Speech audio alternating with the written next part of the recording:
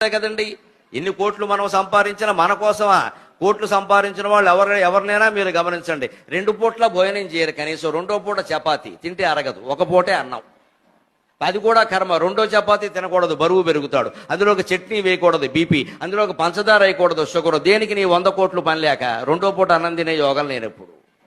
ఈ ఆస్తులన్నీ దేనికి? అనవసరం కదా వ్యవహారం. పైగా ఒక్క చపాతీ కోసం 100 కోట్లు ఎందుకండి?